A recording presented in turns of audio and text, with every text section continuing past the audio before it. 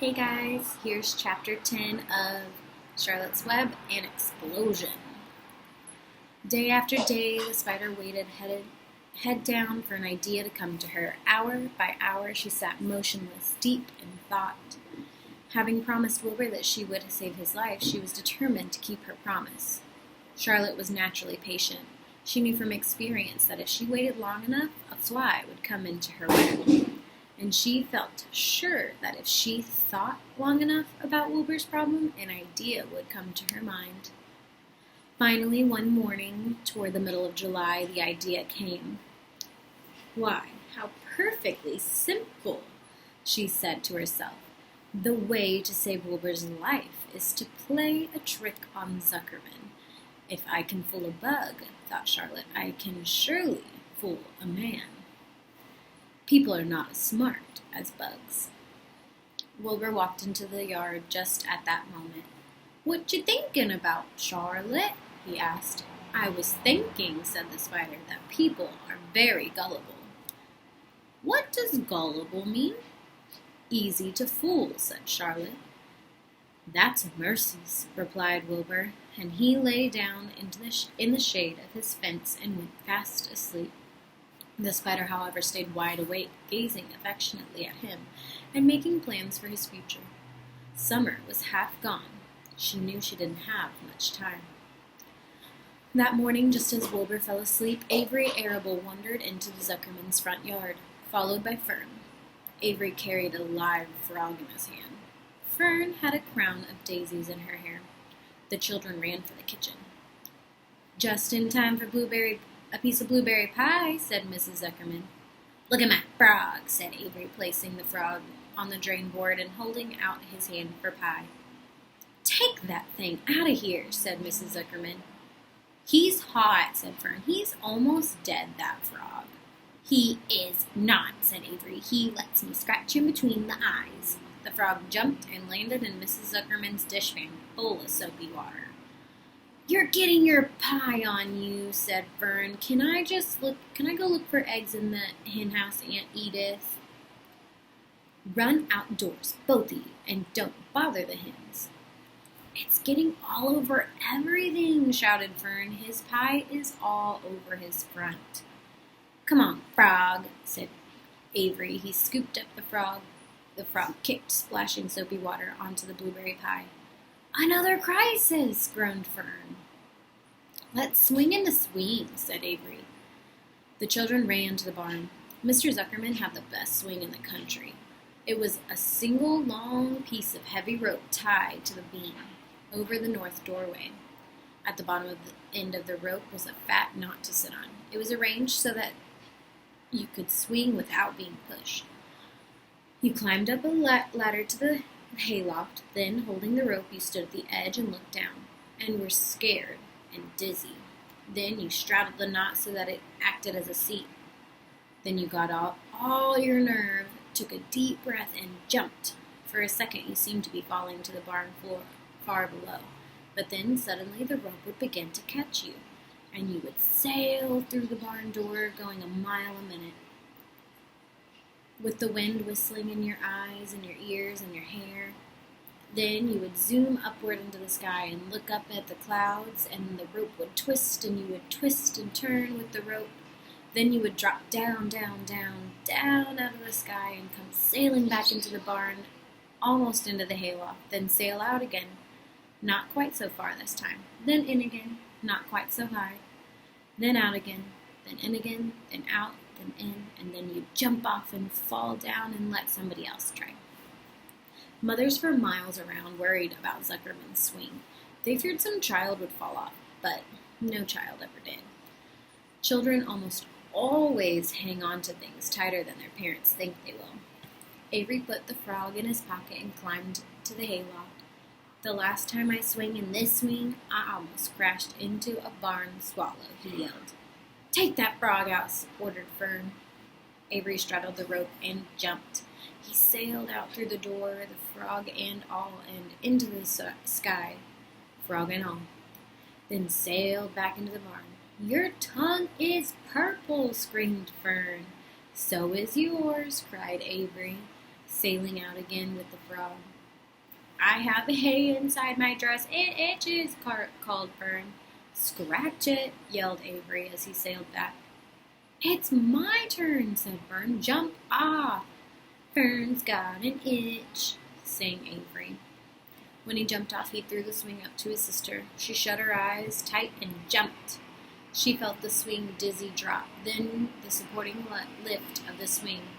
When she opened her eyes, she was looking up into the blue sky and was about to fly back through the door. They took turns for an hour.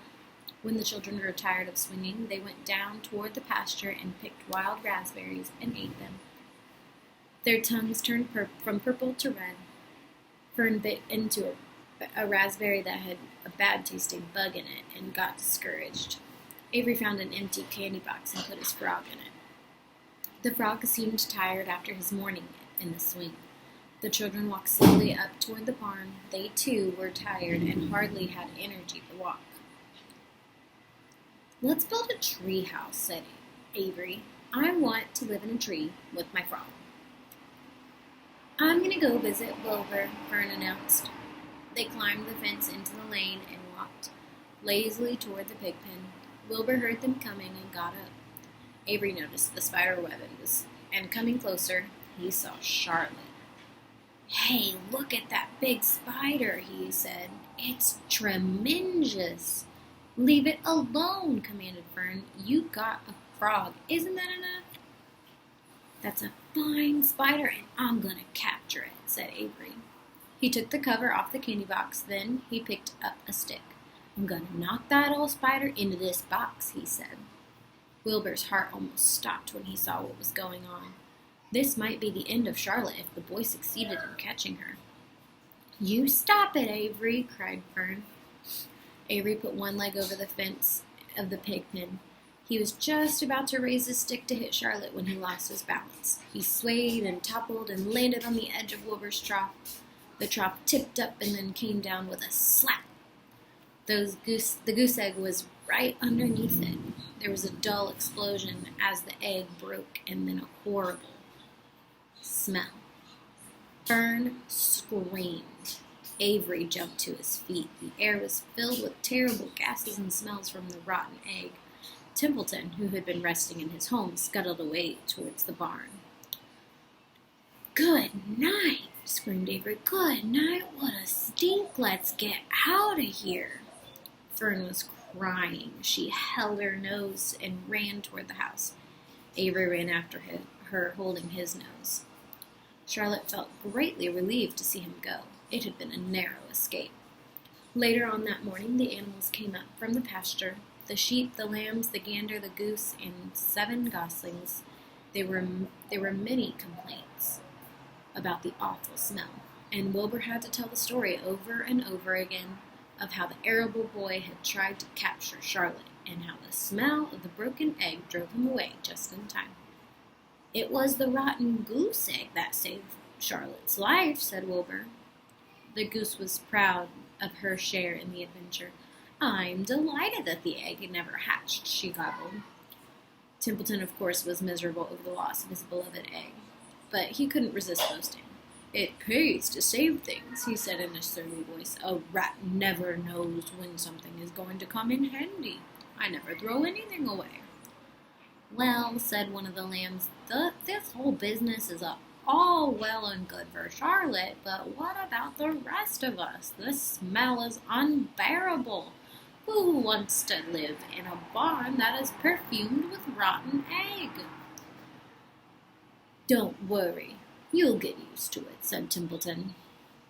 He sat up and pulled wisely at his long whiskers, then crept away to pay a visit to the dump.